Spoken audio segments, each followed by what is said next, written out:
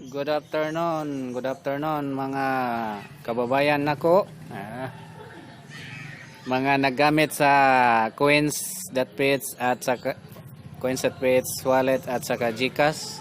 So ang i-demo ko sa inyo kung paano mag-transfer ng amount o mag-send from coins.ph wallet to GCash.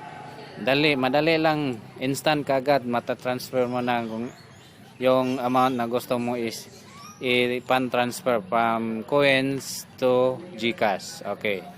Ganito po 'yon. Punta tayo sa coins.ph. So, ang subject natin ngayon is coins to GCash. So, punta tayo sa coins na app. Okay, coins, open coins. Tapos, pindutin mo yung cash out. Yan. Tapos, pindutin mo yung bank.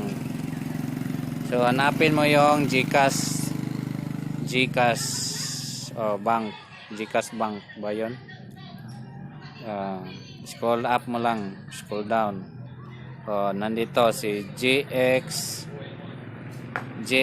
Incorporated o GCash. Diyan mo ipapadala yung coins to GCash para magkalaman yung GCash mo. Okay? Tapos pindutin mo yan. Yan. Enter the amount, no? Enter the amount. Ang minimum lang po na ma-transfer is 50. Ang maximum is 50,000 pesos. So may fee siya na charge ng InstaPay, powered by InstaPay pag transfer ng amount. So 50 may 10 peso na additional fee. So 60 lahat ang mababawas sa coins mo, coins wallet mo. So 43 yung laman ko sa coins, deducted 60 pesos, yan. Magkakaroon na lang yan na 300 something. So, i-next ko yan. Okay. So, pilapan mo yung box. Account name, yung pangalan mo. Okay. Tapos, pwede rin send to myself yung number mo. Ganito yan. Yung number na paglayagyan ng GCash account mo, pero sa akin iba itong GCash number ko.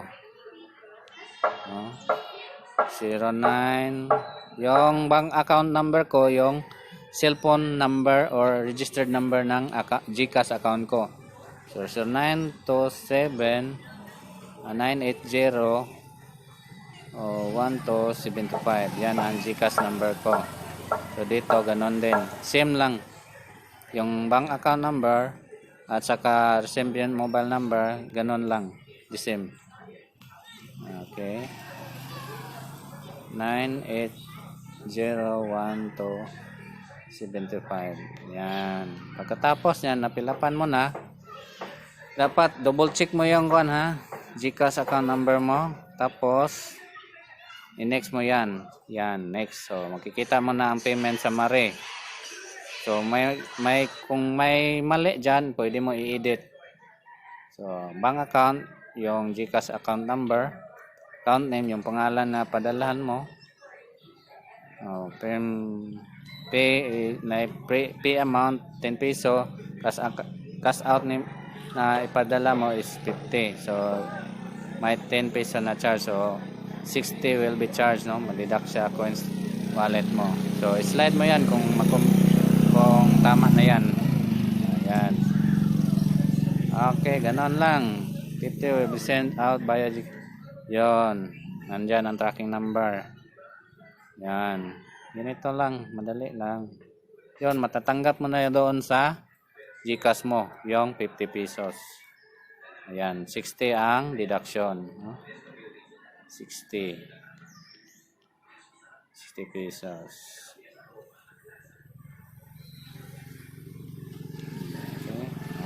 Nabawasan na ng 60 pesos yung wallet ko.